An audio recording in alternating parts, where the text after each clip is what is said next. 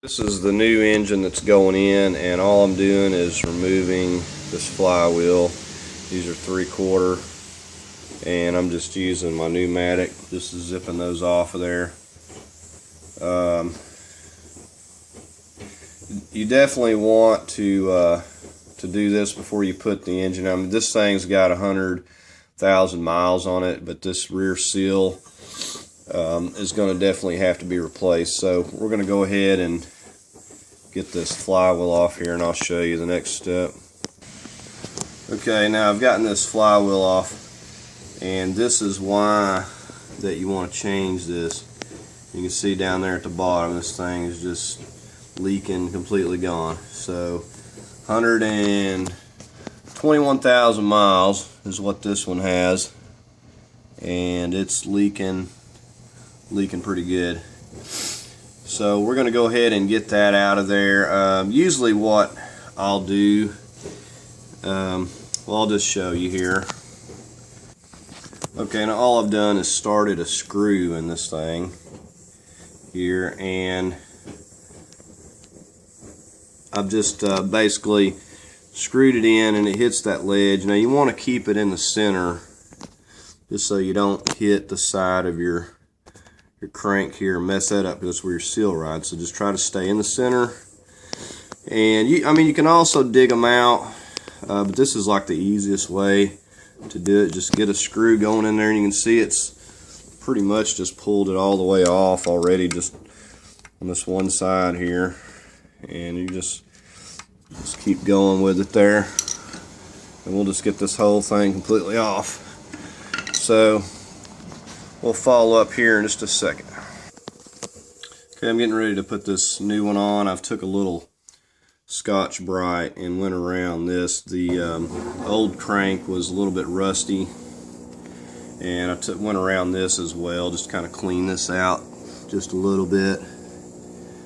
And I'm getting ready to put this new one in, and here's the new seal. I'm going to take also, well, I'm going to take some of this assembly lube, what I like to use, and I'm going to run a bead all around the inside of this seal here where it's going to lay in there. I'm going to run a really good bead. It doesn't matter how much you put on there, just get it real generous and run around. That's going to keep it from having a dry start and messing your seal up. So I'm going to go ahead and do that and get that lube on there. Okay, and there's the new seal on. Normally I would just tap around this thing with a hammer and a little block of wood or plastic or brass or just whatever. But I actually had this piece of PVC. I think it's a 4-inch PVC cap. I'd used on something else, and it was the right size, so I was able just to knock it on there with that. And so it's going to be nice and tight when it goes on. So I'm going to get this thing cleaned up. Now also, you'll want to blow these threads out with air real good. I have a big long air nozzle, so one of those is really handy to have if you can get one. So we're going to get that cleaned off and blow those threads out, and we're going to go ahead and start setting this this flywheel back on. I'm going to use the one that was on the old engine, because I didn't like the looks of the new one. It's kind of rusty, and it was even stuck on there a little bit. It took a little bit of wiggling, and I actually had to spin it in order to break that rust free to get it off. So we're just going to be using the old flywheel. Okay, I'm just putting my bolts back in. This flywheel will only go a certain way, so if you didn't mark it taking it off, you'll have to rotate it until all your holes line up. And I just used a little bit of this medium Loctite, and now we're going to be torquing this to 54 to 64 foot-pounds.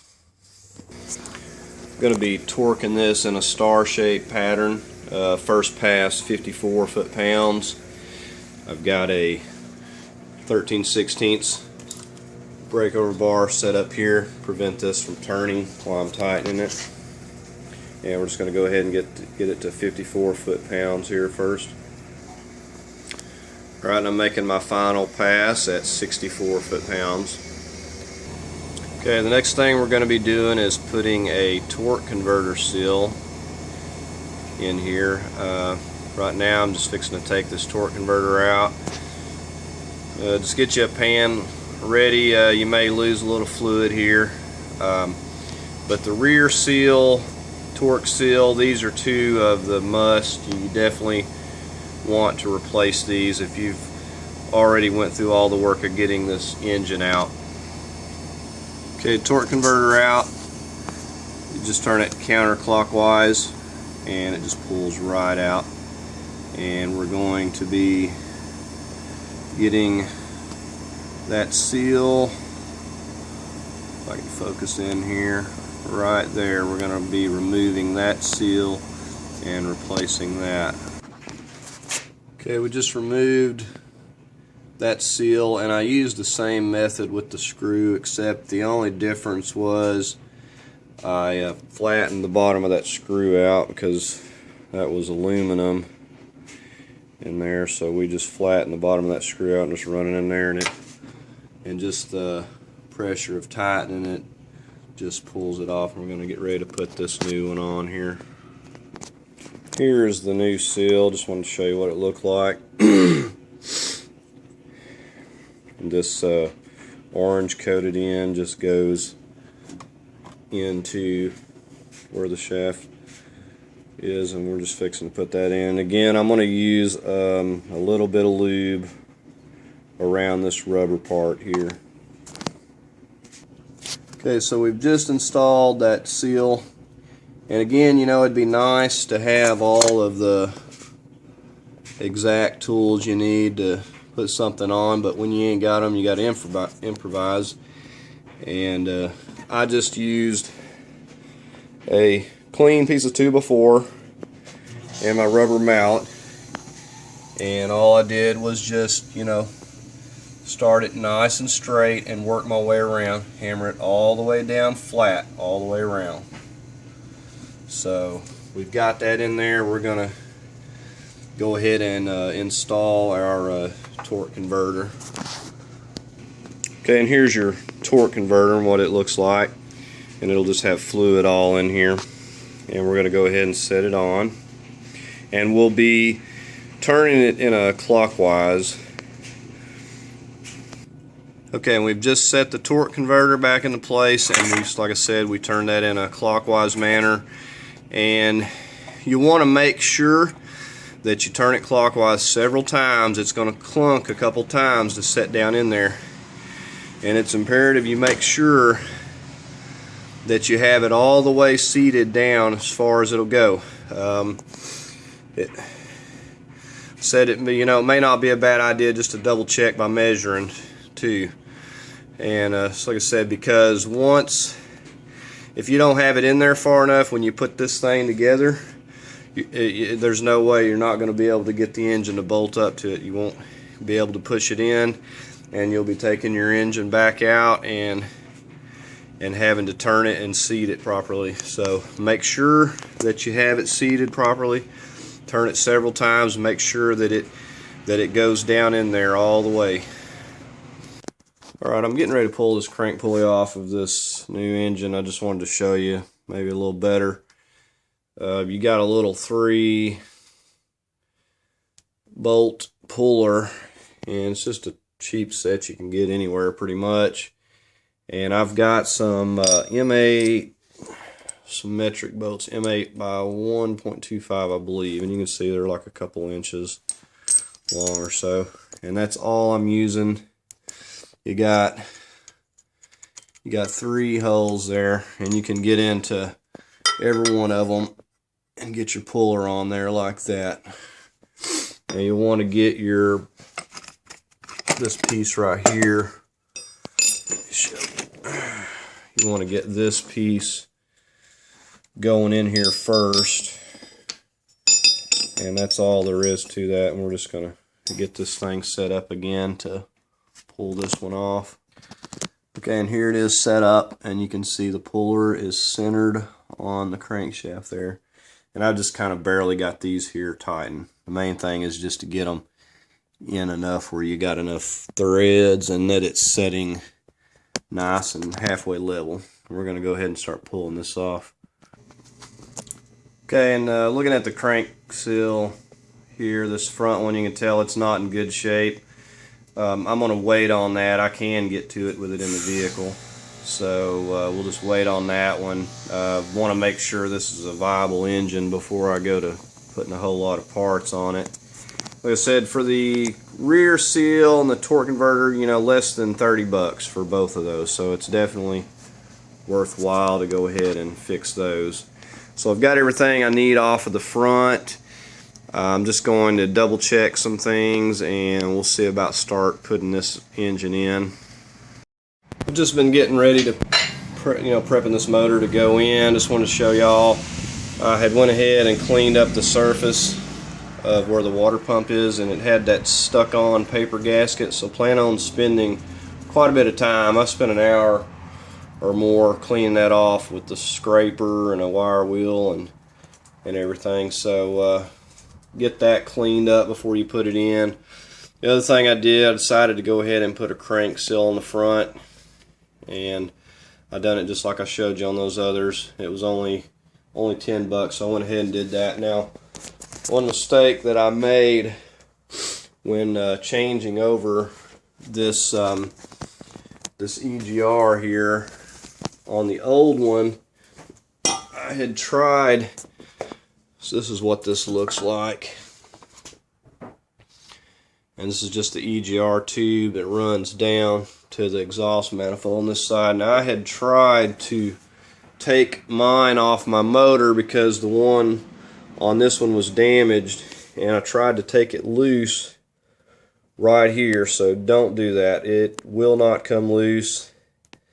I guess it like heat welds itself on there, but you know, long story short, after I pounded and tried everything I could think of to get it loose, it wouldn't come loose, and I wound up damaging the pipe. So luckily I was able to go down to a local salvage yard and pick up another one for 25 bucks. You can't find these at all. You can't find this tube piece. I guess they don't make it anymore. You can't find it. You can't find the fittings or anything. So this is how you're going to take this thing off if you have to transfer it over, or if you go to the salvage yard. This is how you're going to take it off. You're going to unbolt it from the side. You're going to take the 6 bolts out of the exhaust manifold, and by moving a few things you're able to lift it out through the top. That's how I did it. I removed the hood bracket and the spark plug wires, and I was able to lift it right out through the top as a whole. So learn from my mistake and keep that thing in one piece. And I'm just going to go about putting this on. I've got some, since I took it off, I'm going to have to replace the manifold gasket here, so I went ahead and got some more, and I'm just going to take this one off and I'll follow up. Okay, I've just tightened that on there. I put those at 26 foot-pounds, and this over here I went with 175 inch pounds, so I've got that installed now. Okay, the only other thing I've done is put the exhaust manifold gasket on this rear one, since I had the set, had 2 in it. I just went ahead and took this one off. And also the old one, exhaust manifold, I noticed they had cut the, there it is right there. They'd cut those off with a cutting torch or something, so I had to use my old one anyway. So anyhow, we're going to just continue on here. Okay, the only other thing I've done is I've swapped my spark plugs over from the old engine because I had new ones on there. I'm going to also be swapping these wires over as well. But I think we're just about ready to start putting it back into the van. I'm just going to do some double checking now. Go back in the van. I've added a second strap just as a safety precaution. since I had an extra one laying there. And I've just kind of moved my lift into position a little bit before I start going up with it. Here we are clearing the front of the van, getting ready to go down in. I'll have to lift that hood back a little bit so it doesn't hit on my lift. Okay, and I'm just slowly lowering this in here, and when doing this, you're just inching this thing down while checking all sides, just to make sure you've got clearance from the front, the back, and the transmission. Okay, I've got the engine setting in here. I'm getting ready to match these up.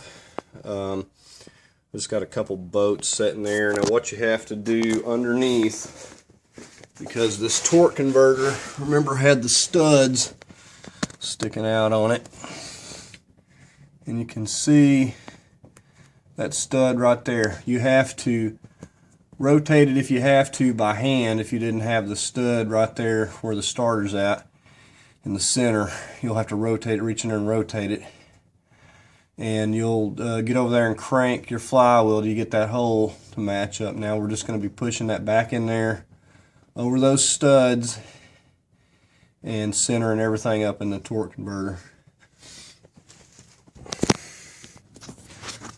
Okay, I just wanted to show you, as I'm setting this transmission together, these bolts that I was showing you earlier are the first ones you're going to try to get in here, because they have a little locating half-inch pin that goes around the bolt, and it's going to center that up. So you want to get these started first. So I got this one going on this side. I know I got a glare here from that light, but this is on the front, and the one that I showed you on the back that's hard to get to, you got to put that one in as well. And if you can see it way down there, and you have to use a long assortment of extensions put together, you know, about 3 foot or 2.5, 3 foot or so to get down in there. And I've just kind of got it pretty much hand tightened right now, and I'm gonna go ahead and snug that front one up some more. Okay, the only other thing I've just done is I have just hand tightened those nuts, and those are already a locking nut. You don't have to worry about Loctite. I've just hand tightened them onto the flywheel and the torque converter there. I'm going to come back and torque those later. I've just kind of got those going from the inside into the transmission. I've just kind of got those snug down, not real tight. I'm going to torque those later as well. And now I'm just going to go about putting back in the ones that I numbered, and I'm just going to start up top. Had a few already laying there, and we're just going to go ahead and start placing those back in on each side and the ones underneath.